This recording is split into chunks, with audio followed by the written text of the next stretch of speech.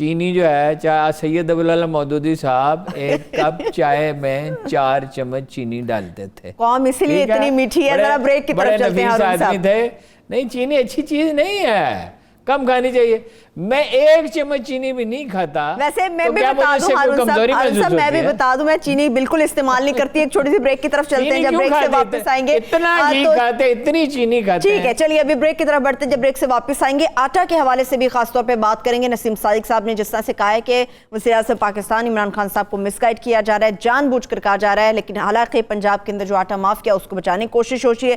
مگر اس کے ساتھ ساتھ کرونا وائرس سے متعلق میں بات کریں گے. آج جس طرح سے جمعۃ المبارک کا بڑا پیارا خوبصورت دن تھا, مگر اس خوبصورت دن میں بڑے کچھ ناخوشگوار واقعات بھی سامنے, ایسے متعلق بات کریں گے. اسٹے ود اس.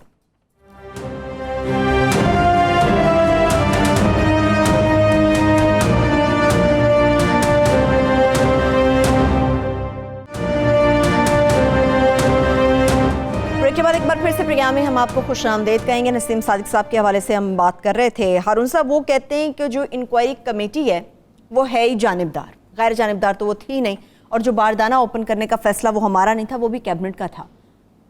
وہ کہتے ہیں آٹے کی بات کر رہے ہیں, آٹے کی بات کر رہے ہیں. وہ کہتے ہیں آٹا مافیا بچایا جا رہا ہے, ہمیں پھنسایا جا رہا ہے. 119 آدمی جن کا تبادلہ ہوا, تقرر ہوا, وہ تو چیف منسٹر نے کیا. نسیم صادق کا اس سے کیا تعلق ہے؟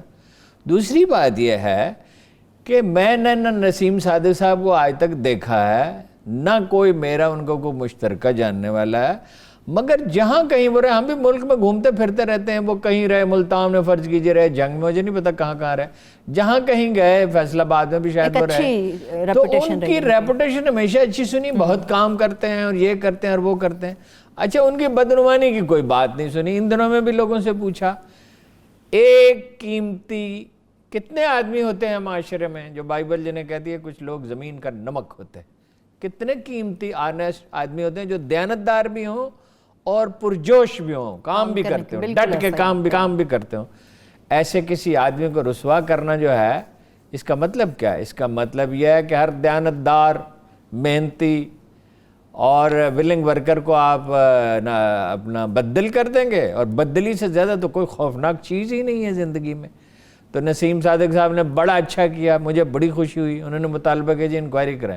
اب چیف سیکرٹری کو انہوں نے کہا, چیف سیکرٹری صاحب سے امید یہ ہے, چیف سیکرٹری صاحب کی ریپوٹیشن اچھی ہے کہ وہ کوئی ڈھنگ کا آدمی لگائیں گے, اور اگر تو ان کی غلطی ہے تو غلطی ہے, وہ ثابت ہو. مگر میڈیا تو اس پہ متفق ہے تقریباً 100% کہ ان کی غلطی نہیں ہے. 4 سیکرٹری خوراک کیسے بدل دیے جی چیف منسٹر نے؟ دیکھو نا, چیف منسٹر کا یہ کام نہیں ہوتا. وہ منظور بھٹو کے پاس لوگ آتے تھے, کہتے تھے جی فلانا بندہ بدل دیں, وہ کہتے تھے کام دسو, کام ہو جائے گا, بندہ نہیں میں بدلنا, یہ نہیں ہوتا.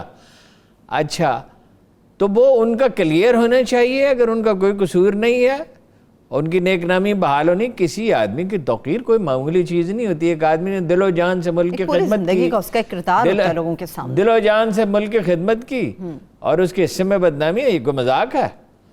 تو بالکل ٹھیک کیا ہے انہوں نے, صحیح کیا. اور وزیر اعظم کو اس کا نوٹس پرسنلی وزیر اعظم کو اس کا نوٹس لینا چاہیے. دیکھیے انکوائری جس آدمی نے کی ہے اس کے بارے میں ہماری رائے اچھی ہے, واجد جائے گی, مگر یہ کوئی ضروری ہے کہ ہر معاملے میں ہی کہ انکوائری کا ہر پہلو جو ہے وہ 100% درست ہو, بالکل, اور وہ کوئی جس کو کہتے ہیں 52 تولے پاور رہتی وہ ہو, اس کا جائزہ لیا جانا چاہیے. اور نسیم صادق کا مطالبہ بالکل ٹھیک ہے, صحیح. اچھا آپ کہہ رہے ہیں کہ وزیر اعظم کو پرسنلی, وزیر اعظم پاکستان اس وقت مصروف ہے کرونا وائرس کے خلاف جنگ لڑنے میں. وہ ایک حکم جاری کریں نا جی کہ اس کی انکوائری کریں اور صحیح آدمی کو لگا دیں انکوائری پہ, بس اتنا کام کریں. حکم تو یہ بھی جاری ہوئے ہارون صاحب کہ نمازیں گھر پڑھی جائیں. مساجد کو اگر آباد رکھنا ہے اس کے لیے اپنی زندگیاں بچانا بڑا ضروری ہے. جمعے کے اجتماعات نہ ہوں, کوشش کریں کہ لوگ نماز جمعہ اپنے گھروں پہ ادا کریں. حکم تو یہ بھی ہوتے ہیں, عوام کون سے حکم مانتی ہے؟ جب سے یہ شروع ہوا ہے کرونا کا مسئلہ, میں 2 باتیں آپ کی خدمت میں عرض کر رہا ہوں. یہ وقت ہوتا ہے حکومت کی رٹ قائم کرنے کا, اور یہ وقت ہوتا ہے قوم بنانے کا. قوم بنانے کا عمل ایک لحاظ سے تو ہو رہا ہے, چاہے قدرے سست روی کا شکار ہو, مگر ہو رہا ہے.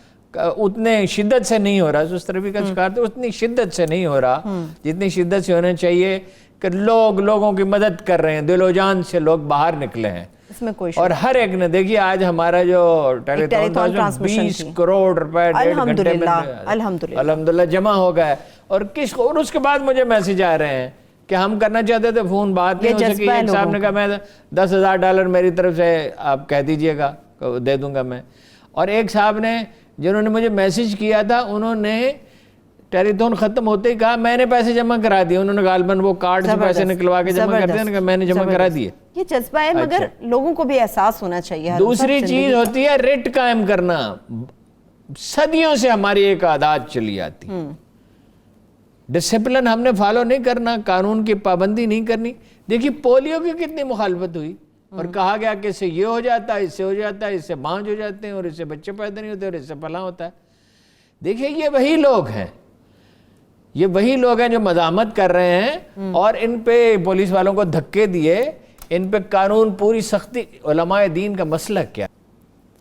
یہ جن لوگوں نے صحیح بات بھی کی، زاہد الراشدی صاحب نے ٹھیک بات کی، طارق جمیل صاحب نے کی، مولانا راغب نعیمی نے صحیح بات کی، اور فائنلی اپنا وہ کراچی والے مفتی تقی عثمانی صاحب نے بھی صحیح بات کی. یہ جھجک کے ڈر کے بات کرتے ہیں. کاروبار حکومت اس طرح نہیں چلتا. اگر تبلیغی جماعت کے اجتماع کی اجازت نہ دی جاتی، اسی وقت روک دیا جاتا. سختی کیا؟ مارنا پیٹنا تو نہیں تھا، کیا ضرورت ہے مارنے پیٹنے کی؟ گھیر لیں ان کو اور گھیر کے ان سے کہیں کہ یہ ہو نہیں سکتا، بالکل نہیں کریں گے. اس پہ تو بات اچھا انہوں نے پھر ملائیشیا میں، انڈیا میں کیا، ملائیشیا میں کیا، پھر انڈونیشیا میں کرنے کی کوشش کی، انہوں نے کرنے نہیں دیا. انڈیا والے تو پہلے ہی مسلمانوں کے دشمن ہیں، انہیں بہانہ مل گیا، انہوں نے ساری ذمہ داری مسلمانوں پہ ڈال دی. وہ کہتے ہیں یہی ذمہ دار ہیں کرونا وائرس کے. انہوں نے حالانکہ ان کی وجہ سے تو کچھ تھوڑی سی خرابی ہوئی، مگر ساری ذمہ داری ان پہ ڈال دی. ان کو بہانا چاہیے تھا. تو حکومت کو چاہیے نا جی رٹ نافذ کرے، اور علماء کو چاہیے. دیکھیں جب ٹیررزم ہو رہا تھا نا، اس وقت بھی علماء جو ہے نا وہ خاموش تھے. کیا اس کے لیے اردو کا محاورہ میرے اس وقت ذہن میں الفاظ آ نہیں رہے. اس وقت بھی یہ جسٹس تقی عثمانی سمیت یہ سارے لوگ اس وقت بھی خاموش تھے، مولانا طارق جمیل سمیت. بعض تو یہ لوگ کرتے ہیں، لیکن جب حق پہ کھڑے ہونے کا وقت آتا ہے تو کھڑے نہیں ہوتے. تو چلیے ابھی ہارون صاحب لوگوں نے بات کی ہے. مفتی نعیم صاحب ہیں، انہوں نے بڑی ذمہ داری کے ساتھ صاف الفاظ میں، ان کی یہ خوبی ہے جب وہ کوئی بات کرتے ہیں تو کلیئرٹی کے ساتھ کرتے ہیں. انہوں نے کہا بھائی نہ کرو، حکومت نے حکم دیا ہے، اس معاملے میں حکومت وقت کی اطاعت کرنی چاہیے.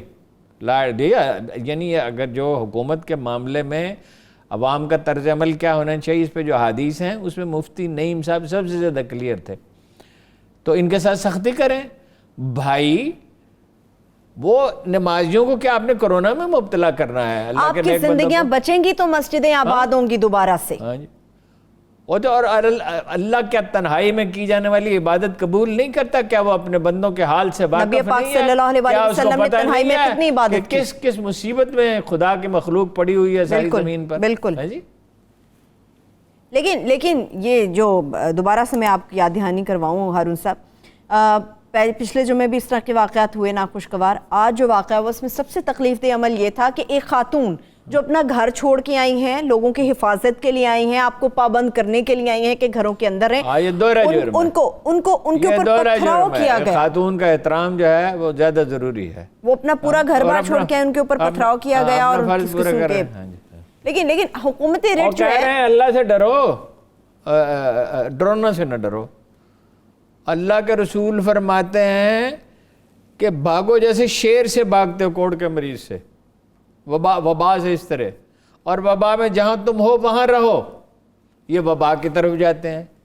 تو یہ اللہ کا حکم کیسے مان رہے ہیں؟ اللہ نے تو قرآن میں 1 دفعہ نہیں، 2 دفعہ نہیں، 20 دفعہ، سینکڑوں دفعہ کہا اطیعوا اللہ و اطیعوا الرسول.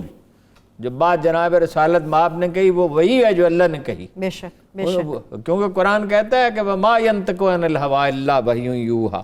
وہ کوئی بات اپنی خواہش سے نہیں کہتے، وہ وہی بات کہتے ہیں جو ان پہ وحی کی جاتی ہے. صحیح. یعنی جو قرآن کریم میں نہیں ہے وہ بھی اللہ کے احکام کے مطابق ہے، اس کی منشا کے مطابق ہے. نبی پاک صلی اللہ علیہ وسلم اللہ کے رسول کی بات نہیں مانتے.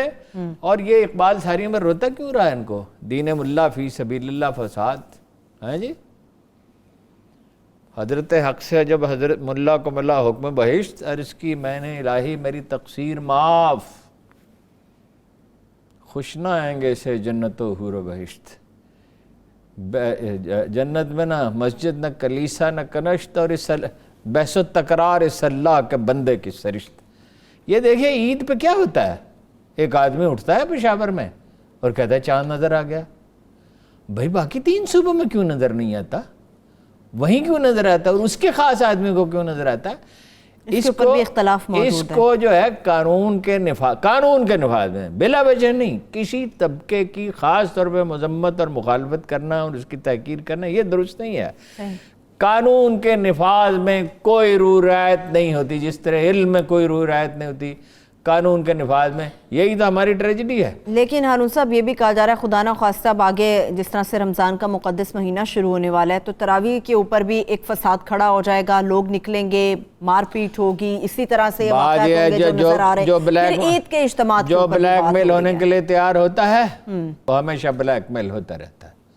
اگر حکومت بلیک میل ہوگی تو بے شمار لوگ, لاکھوں لوگ جو ہیں وہ اس کے شکار ہوں گے, اور اس میں سے ہزاروں مر جائیں گے اور فساد پھیلے گا, اور عہد آئندہ کا مورخ جو ہے وہ اس حکومت کو بھی متون کرے گا. اور اس جو کٹھ ملا ہے, سارے مولوی نہیں, بہت سارے اچھے بھی ہیں, کٹھ ملا کو بھی متون کرے گا, جیسے تحریک پاکستان میں بعض کٹھ ملاؤں نے مخالفت کی تھی اور ابھی تک ان میں سے بعض اس پہ فخر کرتے ہیں. اور سب سے بڑھ کر یہ ایک دن مرنا ہے اور خدا کی بارگاہ میں جواب دینا ہے.